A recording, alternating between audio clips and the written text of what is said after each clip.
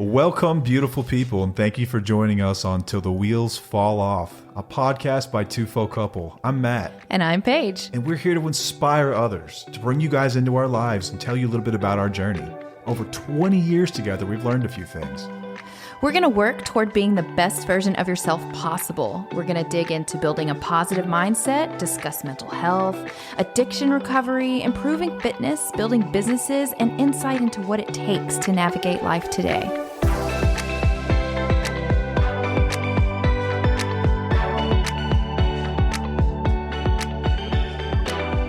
Welcome back. Welcome back.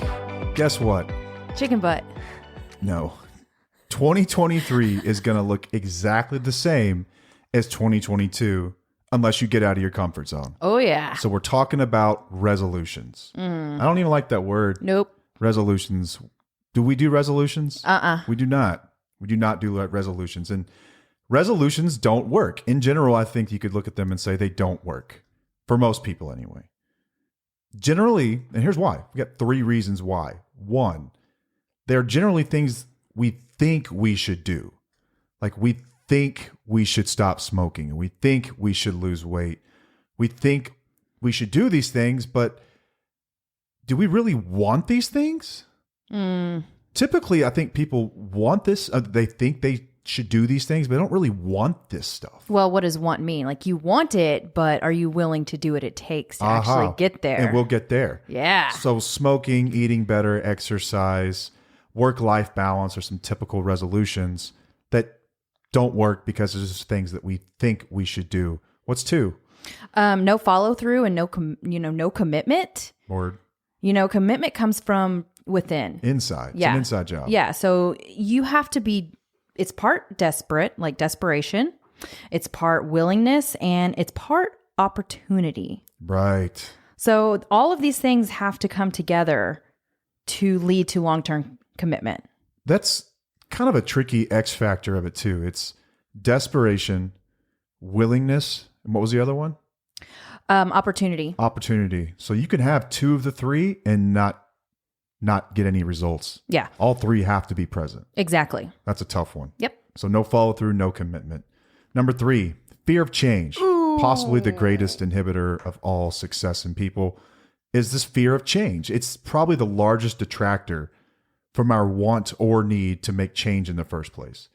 To look at your life and say, what am I going to have to give up to get there, stops most people dead in their tracks. And they never go any further than that because there's this fear that they're going to have to give up things that they want. Mm-hmm.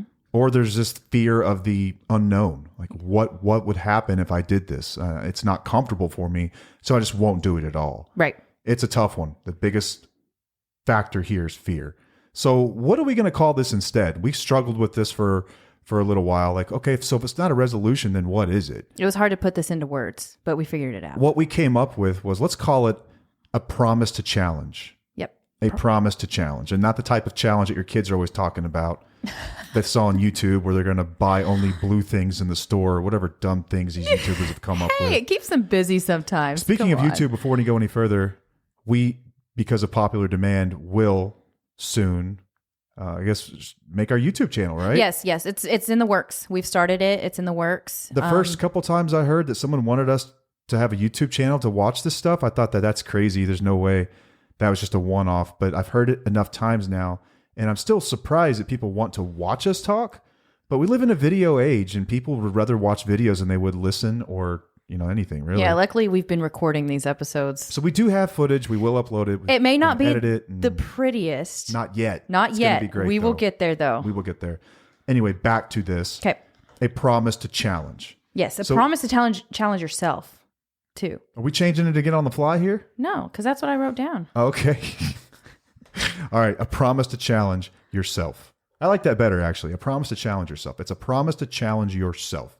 It's different than a resolution because resolutions lack depth and weight. Yeah.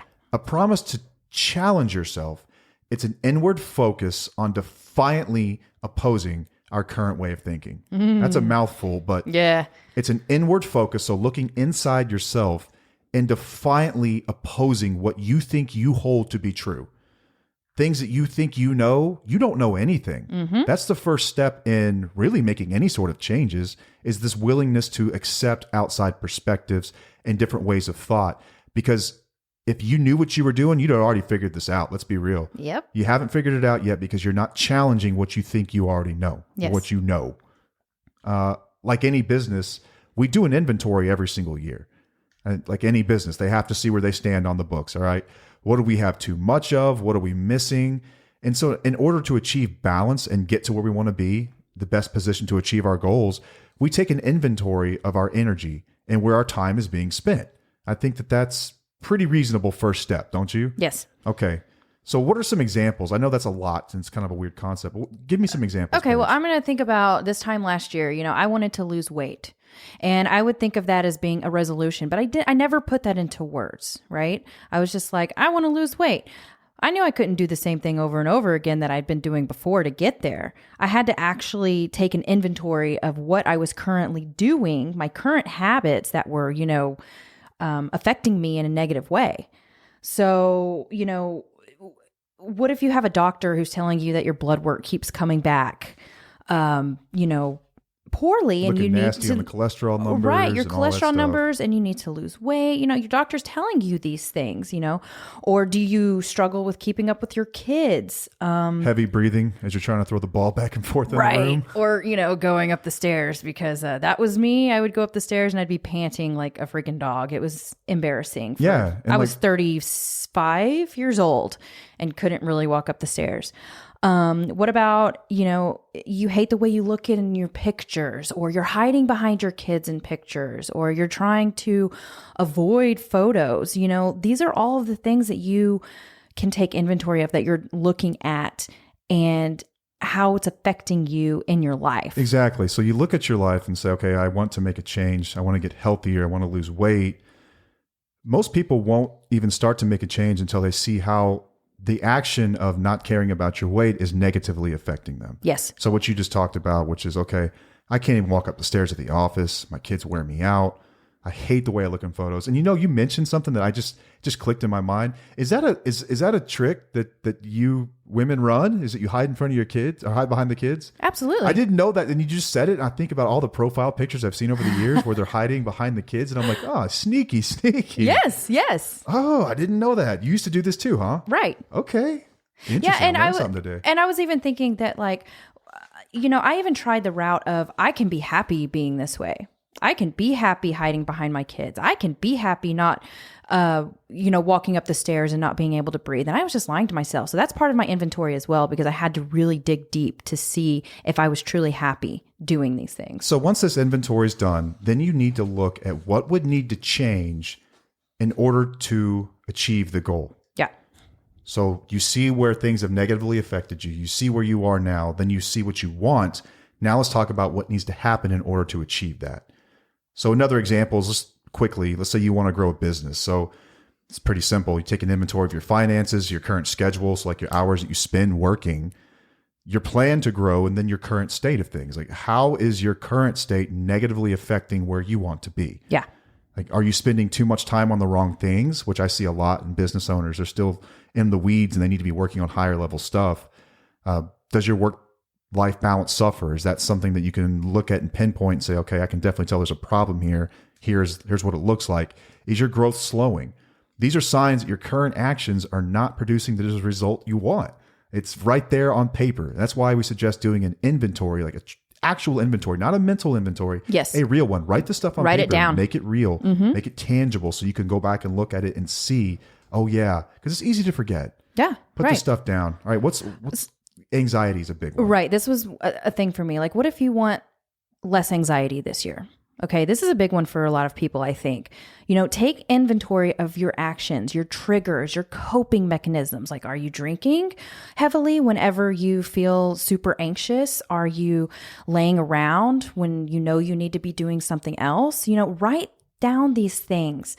Binge watching shows, or are these coping skills that you're using when it's really not doing you any good? In reality, it's negatively impacting your life. So that means that it's time to change. So the need to change, we've established this, that it needs to come from a pretty desperate and willing place. Desperation, willingness, and the opportunity to change. If you're listening to this and you're in the United States, I would suggest you have the opportunity to change. You've got resources that most people in the world don't have access to, and you've got every resource at your disposal if you have a smartphone. It's out there. The answers are out there, right? So then it's just about, from inside, the desperation and willingness. How desperate are you? And more importantly, how willing are you? Yes. Because I think that you can be kind of desperate and super willing, but you can't be super desperate and not willing. You know what I mean? Yep. So a little more desperation than willingness. Sorry, a little more willingness than desperation is the key, I think, to this recipe for it to really work. Yep. Okay, so all this, having said all this stuff, how do we get there? So I will take the first point. I think that I would suggest that this stuff not come from within. We kind of talked about it earlier. So we are all excellent salesmen in our own brain. I have said before, gone on the record, said that inside of my head is a factory where one half manufactures bullshit and the other half buys it all day long. This factory in my head where one half is just manufacturing bullshit and the other side of my head is buying it all day long. I can convince myself of anything. Yeah. But the fact remains that if I knew the answer, I would have done this long ago. Yeah. I would have done this long ago. Take deliberate action to do something different and drastic. Drastic. Drastic is the key there. Do something So different important. and do something drastic. Get uncomfortable. If your solution to weight loss is to just walk in the evenings, I'm sorry, that's just not drastic enough in my opinion. No. It's not. You are going to have to take change that makes you uncomfortable, because walking in the evening, it sounds nice to me. It sounds nice to my dad, and he can barely walk. Yeah. You know, like that sounds nice. That's not getting uncomfortable. You're not going to grow. No. Do something drastic and do something different. That's the point here. You're not going to change if you don't get uncomfortable. Yep. So if you want to join if you want to grow your business, I would suggest joining a peer group. Spend a little bit of money. That's uncomfortable. Go in front of new people you've never talked to before and talk about your problems. Also uncomfortable. But what you'll find there are solutions from people who have done it before. Yeah. You can talk about sobriety. If you want to get sober, you're tired of drinking, I wouldn't suggest just not drinking on the weekdays and only drinking on the weekend. If you really want to get sober, let's do this thing. Let's bite off the whole chunk, the whole cookie. Let's eat the whole thing and let's get sober. Let's talk about what that looks like. Get uncomfortable. Get uncomfortable. Hit an AA meeting. Check into treatment if you're in really bad shape. Start to work a process. Start to work the steps. And it was explained to me really simply. If you wanted to be a great hockey player, would you spend all your time around good chefs? No. What would you do? You would spend around hockey players. You would hang around good hockey players. Right. It's really simple, right? So it's really simple to take this view that, okay, if I need to change, what am I going to have to do to get there? Chances are it's not going to come from within. So resolutions to me are sort of like this, I'm just going to try a little different this year. I'm going to try a little harder this year. No, like let's make some drastic changes. Yes. And deliberate. And embrace that too. Embrace that journey. Don't just look at that resolution, that goal, that one thing that you want, because if you do that, you're going to miss out on the whole journey that will get you there. And that's not going to keep you fed for a long time. No, either. it won't. Because there will be dark days Yes, where there you're looking will. at your goal like nowhere close to it. Or sometimes, growth, it's not always a perfect curve up No. and to the right. No, it's like It goes up and down, up and down, up but and down. over time, it is a growth. It is growth. And your goal, just the idea of something, isn't going to last forever. You're right. You have to love the journey. Yeah, and those Be days willing. that you lack, sorry, but we're kind of powerful right now. Whenever those days you lack that motivation, that's when your discipline is going to kick in, and that's when you're really going to grow and you're going to get closer to that goal when you do the thing you don't want to do. This is also a tough piece of the recipe, in our opinion, because things are going to have to change in your life to get where you want to be. And I know for me, I'm speaking from experience here, that I was really concerned about how my friends would view me because I'm doing something different. I didn't really consult with anybody. I was kind of being selfish. I can think about when I decided to get sober or when I decided to really work on making business better or our marriage better or whatever it might be. We were going to therapy. I was going to peer groups. I was going to AA meetings. Yep. And I was kind of doing something different. It was not what people were doing around me. Like my friends weren't doing this stuff. You weren't even doing this stuff, Paige. Right. But I heard this early in sobriety, and it's those that mind don't matter. Those that matter don't mind. Mm-hmm. Be willing to be selfish and take a risk. Nobody has ever achieved anything great on their own. Yeah. It may look that way, but at some point they had a mentor. They learned something from somebody else. They took advice. They did something came from somewhere else, and they succeeded. Think about someone who climbs Mount Everest. That looks really great to us on TV. How did they do it though? With the help of Sherpas and generations of training.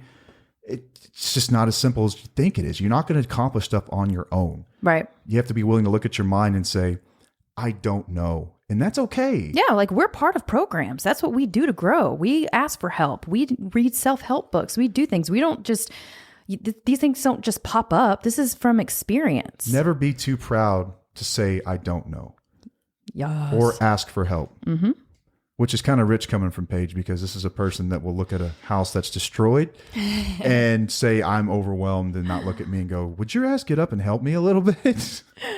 Yeah, I'm getting better at it, babe. Is that your, what are we calling this again? Not a resolution, but a promise to challenge yourself? Promise to challenge myself. That's your promise to challenge yourself this year? Yes, that's what I'm going to work on. Okay, well, let's go with that. All right, that caps us off for this first episode of 2023. And just briefly, we would like to thank everyone that has listened, has commented, has reached out to us. It's amazing. We've got huge plans for TUFO this year and what we're going to be bringing to the world, giving 100% of ourselves to this thing. And we just want to thank all of you that have been along for the ride up to this point. So if you haven't already, please subscribe, leave us a review, check us out on Instagram at TWFO_couple. That's TUFO_couple. We're on Facebook as well at TUFO couple. And you can check us out on our website, www.tufocouple.com. We keep each one fed a little bit different. You'll see a lot more stories on Instagram and posts. You see some different stuff on Facebook as well. And the blog has more, I don't know, like more like episodes that are written out. Yeah. So you can kind of get it but they're elaborated on them. There's a lot more content there than we give on the podcast. So that's what we've got. Until next time, I'm Matt. I'm Paige. And we'll see you.